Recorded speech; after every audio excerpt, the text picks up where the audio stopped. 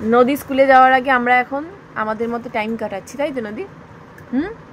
আমরা এখন বসে বসে গল্প করছি, এরপরে নিচে যাবো, নিচে গিয়ে পুজো ফুজো করবো। আর এক রুটিন ভালো লাগছে না সোমবার থেকে, ভালো লাগছে না সত্যি। আজকে শুক্রবার, আজকে ফাইনালি 2 দিন ড্রেস পাবো। তারপর মুখটা কি মোটা মোটা লাগছে, দেখ কি বাবা। আমার এখানে মোটা করে দিতে, আমার নাকটা দেখ মনে হচ্ছে 5 কিলোর একটা নিয়ে বসে আছে বেগুন। জানি না কেন ওই বর্ষাকালেও নয় শীতকালের মতো আমার ক্রেভিংস হচ্ছে রীতিমতো। কিসের ক্রেভিংস বলুন তো? তেলে ভাজা, মানে চপ, তারপরে পরোটা, লুচি, এগুলো খেতে যে কি ইচ্ছা করছে, কিন্তু খাওয়া তো খুবই বাজে জিনিস। তার উপরে দেখুন হজমের প্রবলেম, তার উপরে মুখে পিম্পল, মানে সমস্ত ধরনের বাজে জিনিস হবে, জেনেও খেতে ইচ্ছা করছে।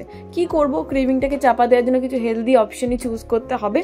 তো সেখানে চিড়ের পোলাও বানাচ্ছি, এটা খেতেও খারাপ লাগে না, তবে ওই মনটা ঠিক বললো না, খেলাম বটে।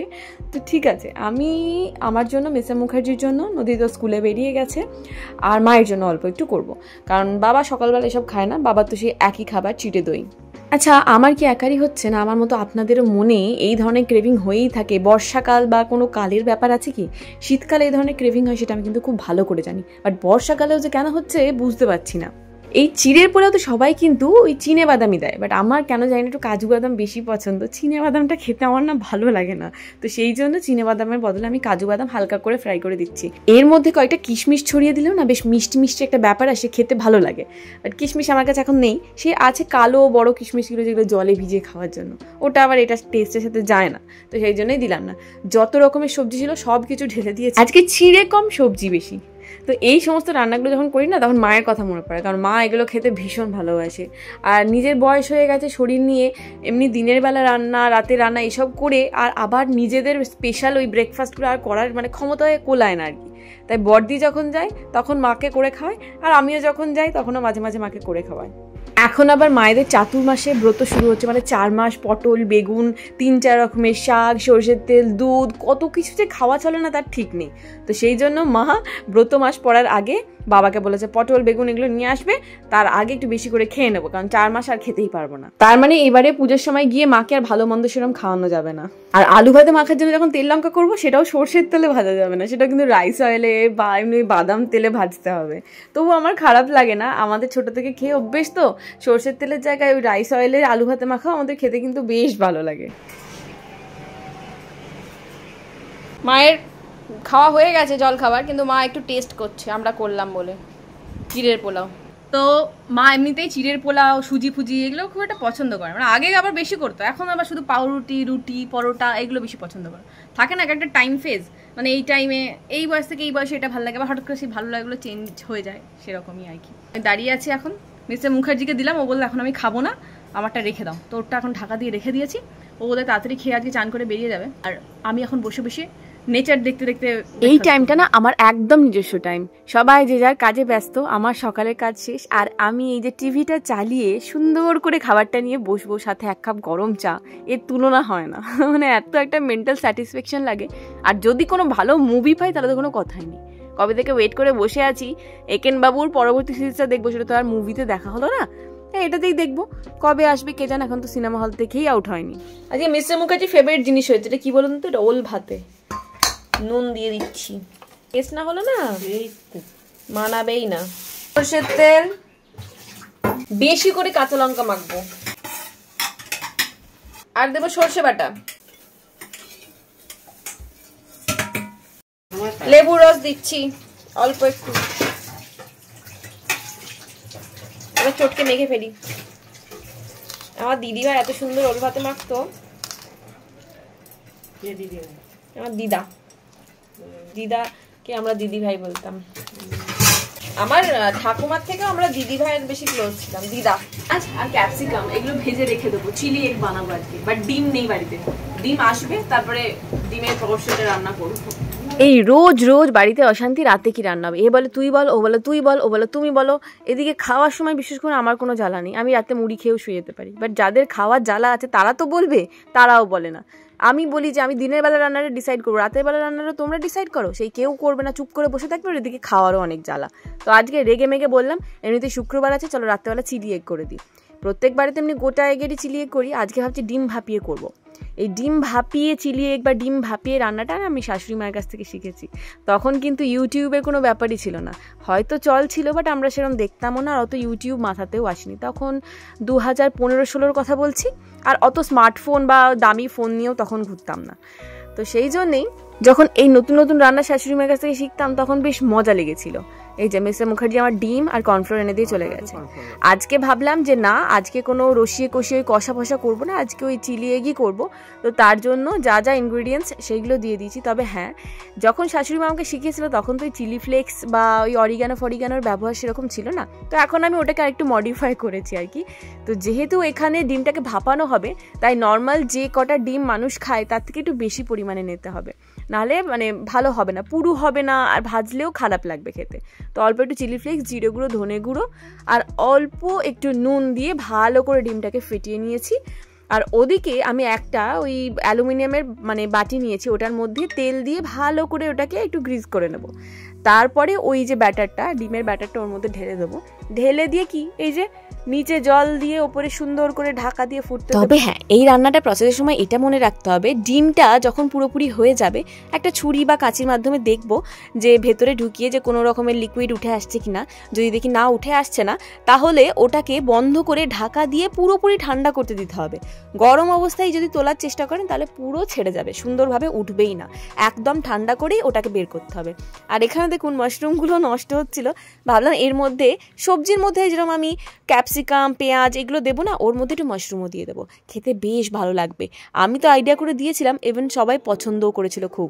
একটা বাটির মধ্যে ওই কর্নফ্লোরের একটা ডিম আর একটু ময়দা, গোলমরিচ গুঁড়ো আর চিলি ফ্লেক্স দিয়ে আবার আমি একটা ব্যাটার বানিয়ে রাখবো, কারণ ডিমের যে কিউবগুলো ওটার মধ্যে ডুবিয়ে ভাজবো, তাহলে এত সুন্দর নরম হয় কি। আচ্ছা, এটা যদি তাড়াতাড়ি করতে চান তাহলে ডাইরেক্ট কিউবটা দিয়েই আপনারা করতে পারেন, আলাদা করে ব্যাটারে ডোবানোর দরকার পড়ে না। কিন্তু আমি আরেকটু টেস্টি করবো বলে আমি এটা আলাদা ব্যাটার তৈরি করলাম।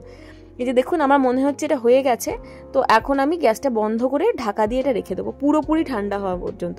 আর নদীকে একটু ওপর থেকে দেখে আসি ও কি করছে। চুলটা আঁচড়ে নে।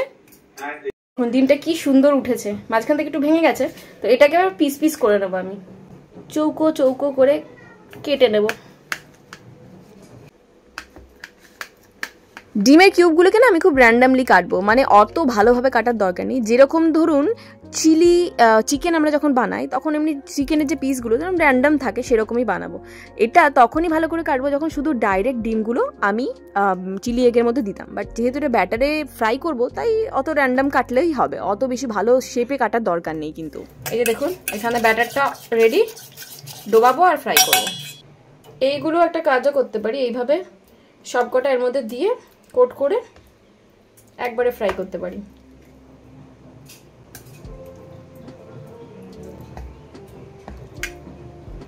হয়ে গেল। এবার এইগুলো এইভাবে নেড়ে নেবো, বা চামচ করে এপিট ওপিট করলেও হবে, কারণ এগুলো বেশ শক্ত, ভেঙে যাওয়ার কোনো চান্স নেই। আমি একবারে বেশি মেশাচ্ছি না, কারণ নদী খাবে না, ঝাল হয়ে যাবে। তেল দিয়ে দিলাম। ফোন এলে দিবি। কড়াটা কিন্তু আগেই গরম করে নিয়েছিলাম, তাই তেলটা খুব তাড়াতাড়ি গরম হয়ে যাবে। তেল দেখুন সুন্দর গরম হয়ে গেছে, এবার এক একটা করে ছেড়ে দেবো।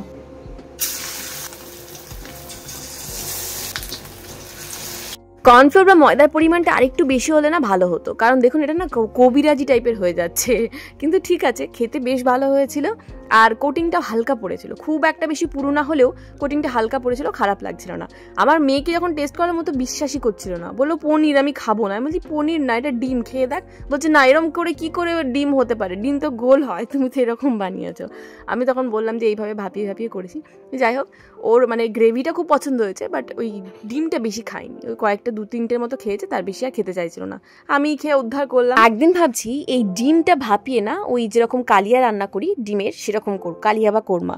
কিন্তু ডিমের যে কুসুমগুলো না, ওইগুলো নাড়াবো না, ওই সাদা ডিমের কুসুমগুলো ওই গোল অবস্থায় মানে গোটা অবস্থায় থাকিয়েই ডিমটাকে ভাপাবো। ওটা একদম অদ্ভুত লাগে, ভেতর থেকে ডিমটা হাফ বয়েল মানে হাফ পোস্ট এগ থাকে, এত অসাধারণ খেতে লাগে কি বলবো।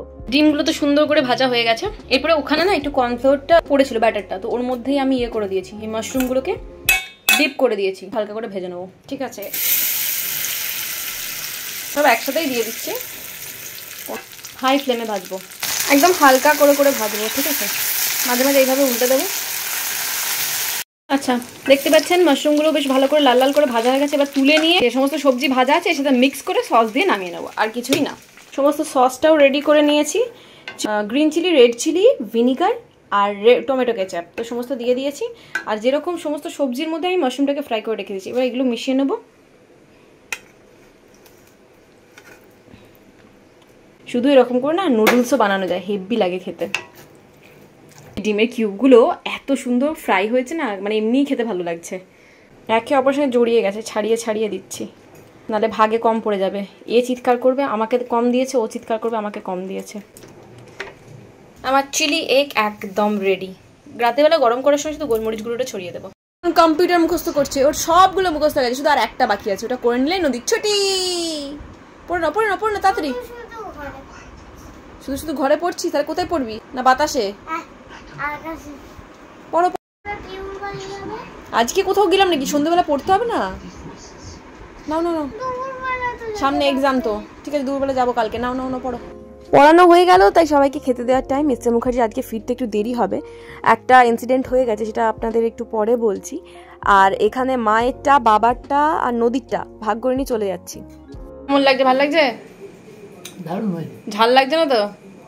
না। রাত্রেবেলায় আমি আর নদী ড্রয়িং করতে বসেছি, তাই তো নদী? কালার করা হচ্ছে এখন, কালার করা হচ্ছে। আমিও ড্রয়িং করতে না একটা সময় ভীষণ ভালোবাসতাম, অনেক ধরনের ফিগার আঁকতাম, ইভেন বাঁধিয়েও রেখেছিলাম, অনেককে গিফট করেছিলাম। বাট ওই আর কি, সব কিছুই যদি তুমি করতে চাও তোমার তো হবে না, যে কোনো একটাকে নিয়ে এগোতে হবে। তো আঁকাটা পেছনে পড়ে গেছিলো। এক্ষুনি অভিষেক গেলে ওকে খেতে দিলাম। আর আজকে একটা মানে ট্র্যাজেডি হয়েছে, সেটা হচ্ছে অভিষেকেরই একজন কালিগ, তো ওনার মা হঠাৎ করে মারা গেছেন। দিয়ে তারপরে আজকে সকাল থেকে অভিষেকেরা মানে সমস্ত অফিসে যতজন টিম মেম্বার সবাই গেছিলো ওখানে। দিয়ে মানে অন্তিম কাজ করে এই মাত্র বাড়ি ঢুকলো, এখন বাজে 11:30।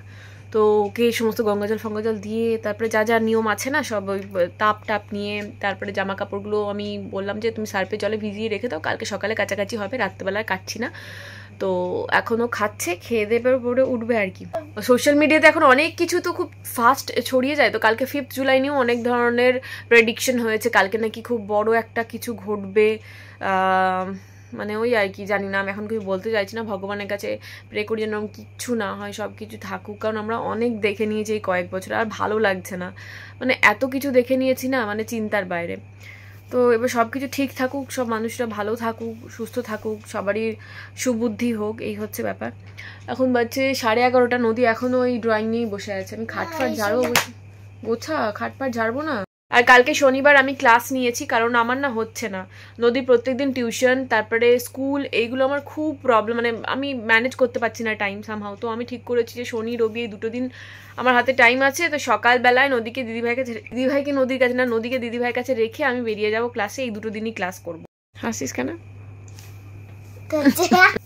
বাহ, সুন্দর হয়েছে, গোছা গোছা। ঘুমোবি কি ঘুমোবি না তুই? হ্যাঁ, রাত্রি 12টার সময় তো ইয়ার কি হচ্ছে? চোখ বন্ধ কর, চোখটা বন্ধ কর নদী দিকে। তুই চল পড়তে বস, ওট ওট ওট, কম্পিউটার লিখবি, চল আমি সবগুলো লিখতে দেবো, চলো। তোর একটাই ওষুধ, চোখ বন্ধ কর, একটাই ওষুধ, চোখ বন্ধ কর, ঘুমের ওষুধ খাই।